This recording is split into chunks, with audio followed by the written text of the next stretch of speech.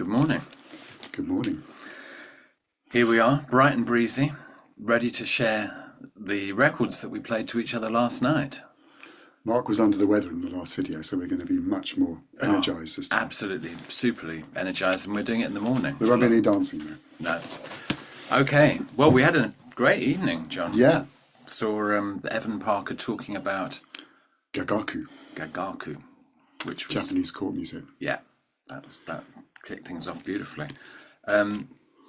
This is an album that you very rarely see on vinyl. I only had a CD version, which I believe you gave me, John. Certainly did. But this sounds fantastic. This is Milton Nascimento and Lo Borges, Club da Esquina, an absolute classic, double vinyl. Came out, I think, in the early 70s, and just a stunning mix of Brazilian folk, bossa, jazz, baroque, Just amazing. psychedelia. It's all happening. It's like a kind of like his sort of Sergeant Pepper, like amazing album. Top 10 record for me all the time. Absolutely. I suddenly realised actually last time I listened to it, it's a bit like almost like Charles Stepney-ish. And Yes. Kind of the scope of what the orchestration stuff is amazing. Yes. Which a lot of which is done by name escapes me actually. Deodato. Deodato as well. So to keep on the Brazilian tip, Caetano Veloso from his one of many albums he has, which is just called Caetano Veloso. This is from the White Album, and we played the track Carolina, which merges into Cambalache as well, which is a 1969. It sounded completely contemporary. Yeah. Really kind of dry guitar and vocal sounds. Really good. Natalie Cole, not a great album cover, but a great album. The album entitled Thankful. We were staying with the kind of Brazilian rhythmic feel, and we listened to the track called La Costa, which sounded great. Again, fantastic orchestration on this. Really good. Played first three tracks off. This is going to be very difficult to show, isn't it? This is Santana's Borboleto, which was for me the last of their really great albums actually. And played the first three tracks off this, which somebody called what's the comment his name? I've forgotten his name anyway. I'm forgetting everyone's name today. So the first three tracks also feature Ayat and Flora, very, very... Christian, that's right, Christian, who has a show on Mixcloud, played this on his show, and it just reminded me how great this opening sequence is. First three tracks all featuring, not re-featuring Carlos at all, actually, but featuring Ayata and Flora very prominently on here. And it's a good album, this one, the last of the good ones, I think. With Michael Shreve on drums, Yeah. who also appears on this album, which I'm sure I've shared many years ago. This is the band Automatic Man, who made two albums. This one came out in 1975, and I remember seeing them at the Marquee in London, and they were really something else. Baete on keyboards, Donny Harvey on bass, Pat Thrall on guitar, and Mike Shreve on the drums, and it's really kind of futuristic music. It kind of sounded fantastic. We listened to the title track Automatic Man last night. Stands up very well. Very easy and cheap album to locate as well. Talking of futuristic music, Jimi Hendrix. This is I had to replace my original copy by Experience, which was worn to nothing, I think. So I picked up one of these Hendrix family reissues, and they're fantastic sounding records, actually, really, really good. And I've played Third Stone from the Sun off this as well. Everyone knows this, but actually, if you're looking to have a good new plain copy of Hendrix, I definitely recommend the Hendrix family reissues.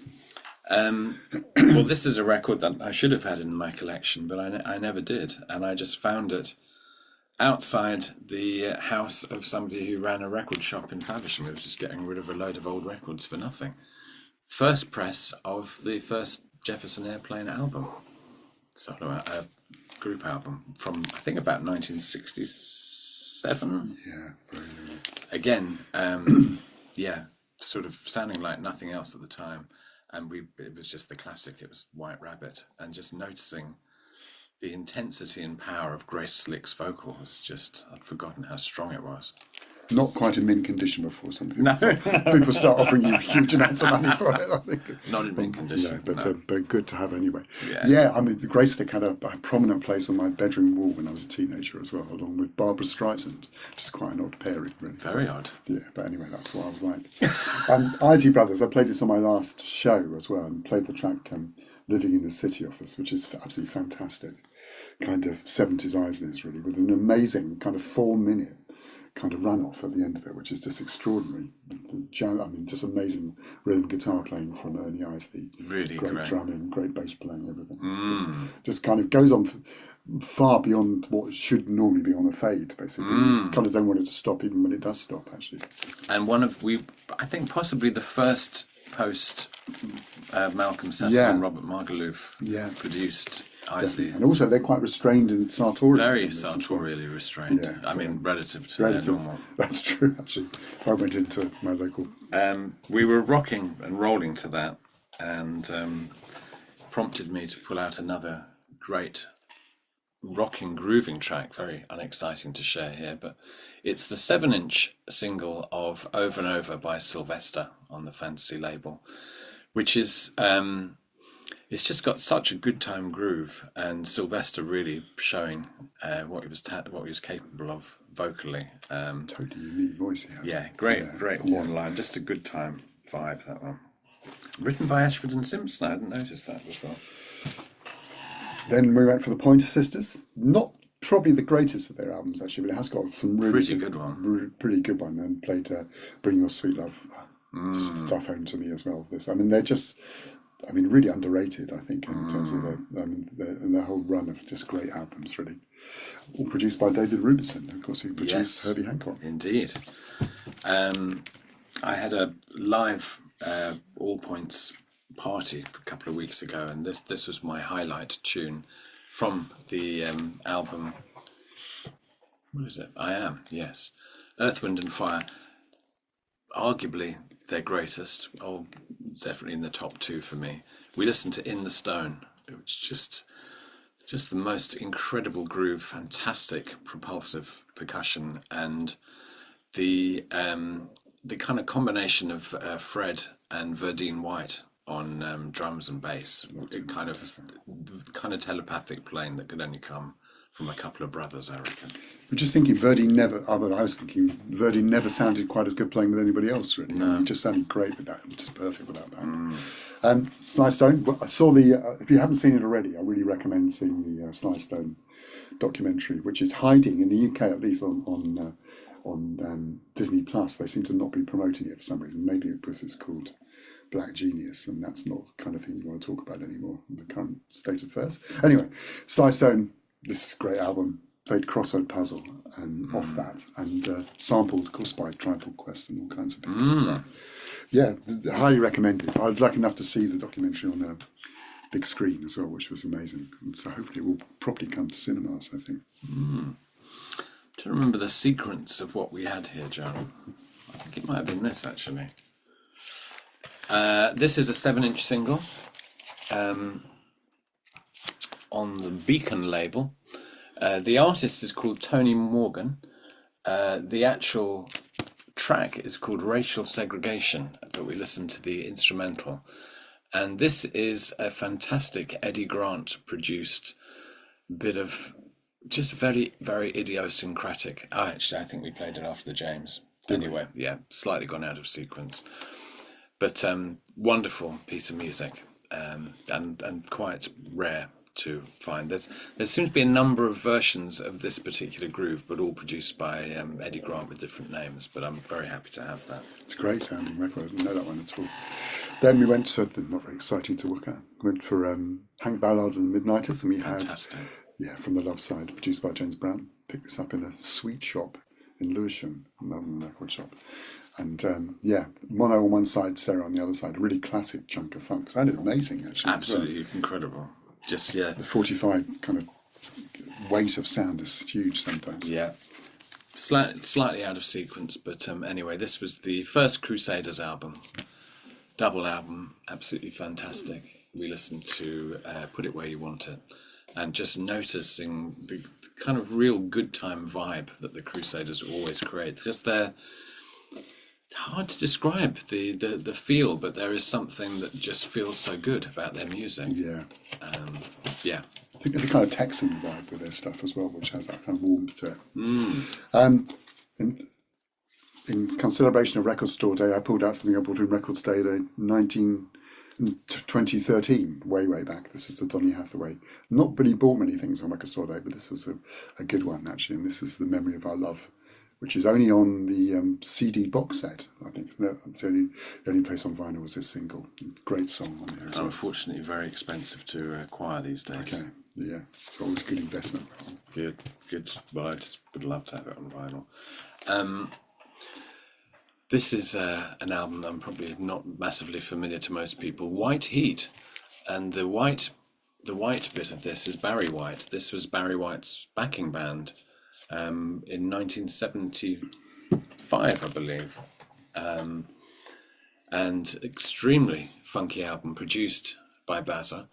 I think this was the live band we worked out because we definitely don't see Ed Green in the lineup here. And we listened to a track called Talkin'. Very, very funky. Great track. Great album. Yeah. It's gone straight onto the wants list, that one.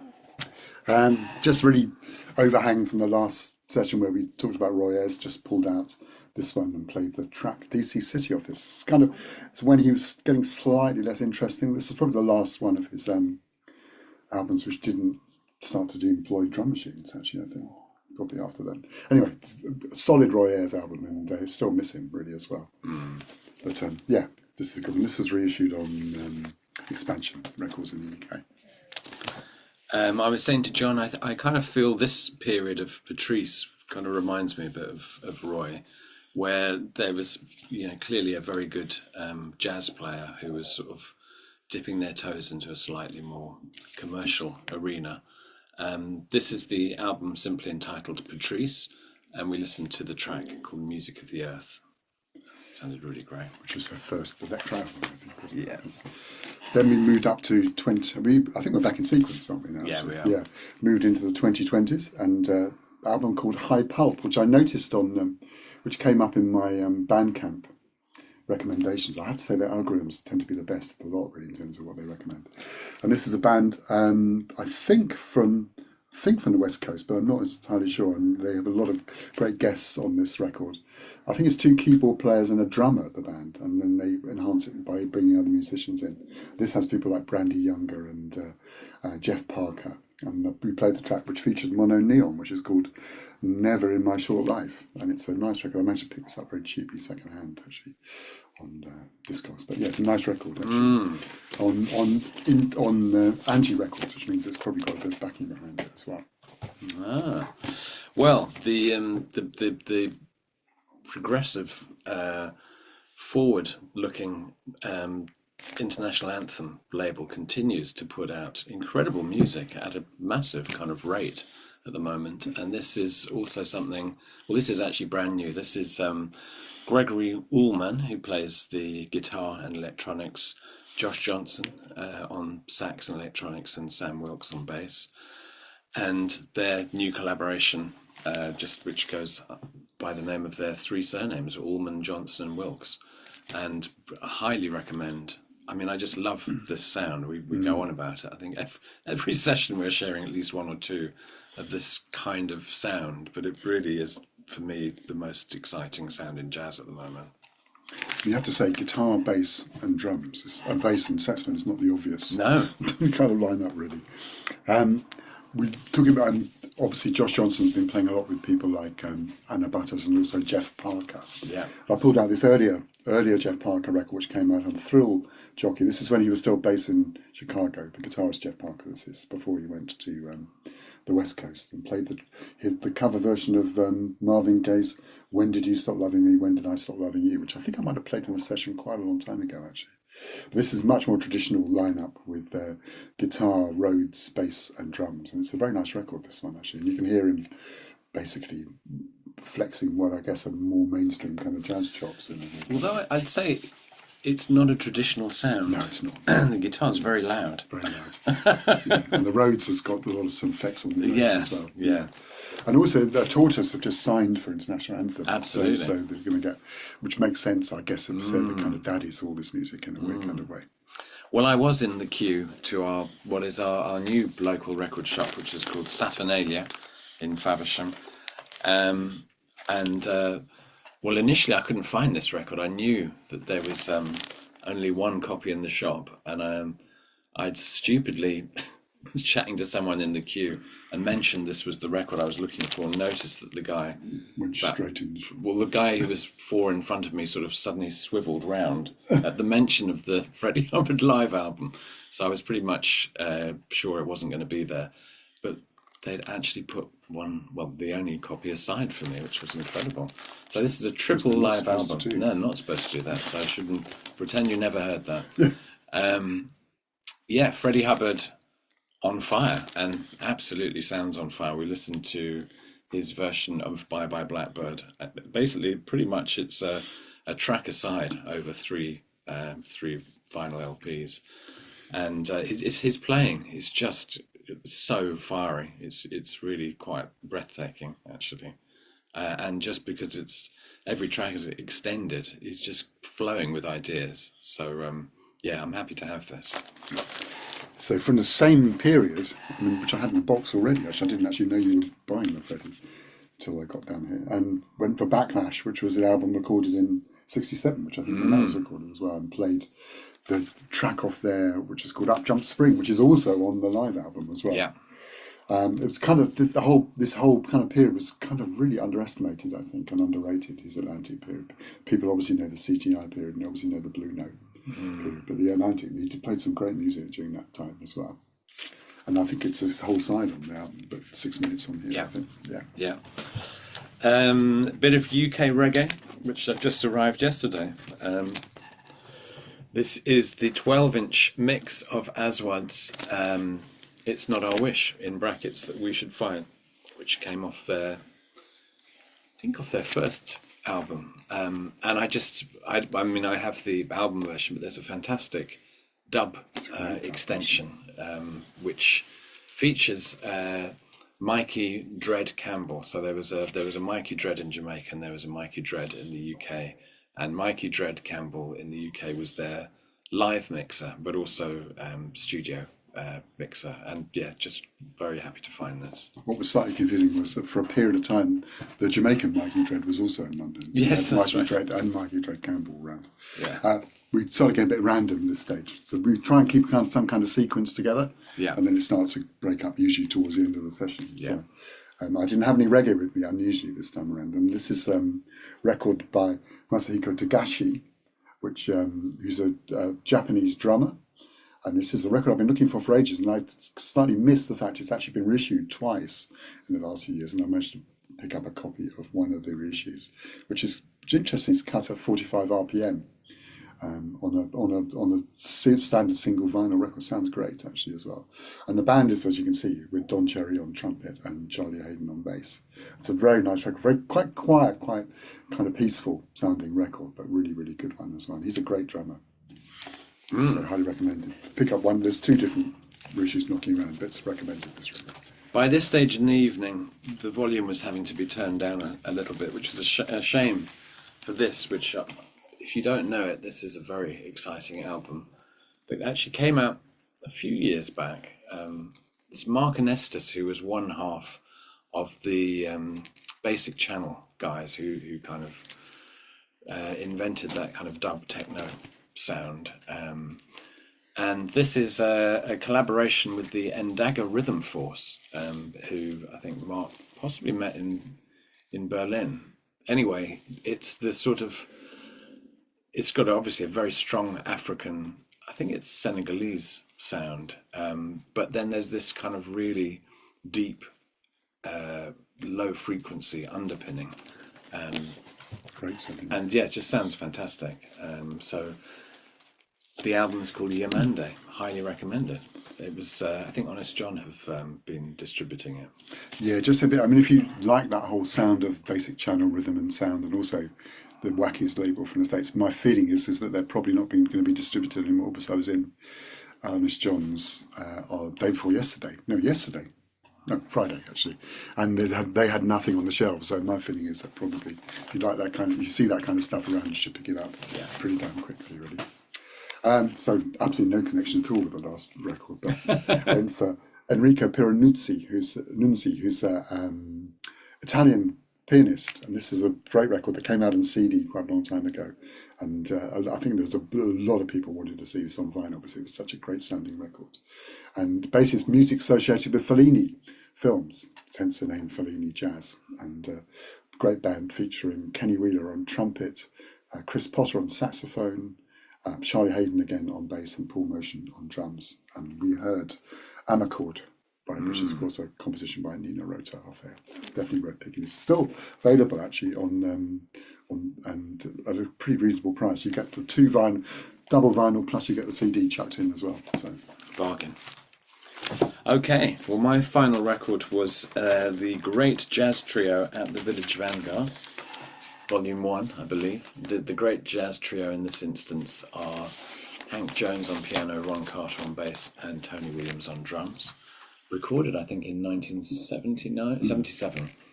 And we listened to a very gentle and beautiful version of Namer, which you could just feel Tony Williams was bursting to break through. One moment his massive bass drum appeared, but a very sort of sensitive reading generally. yeah, kind of threatening boom underneath everything. And just an absolute masterclass in minimal bass soloing from Ron Carter. Just absolute genius, in fact. All about the sound. I really like the sound of it. He had his big. He was using his big orange fusion kit by this point, but still playing acoustic music. So when you can hear the huge sound which is being repressed in the background, it's really funny. But album also featured terrible cover in this one. Also features Ron Carter on this record. I think I'm sure I played this on a session before.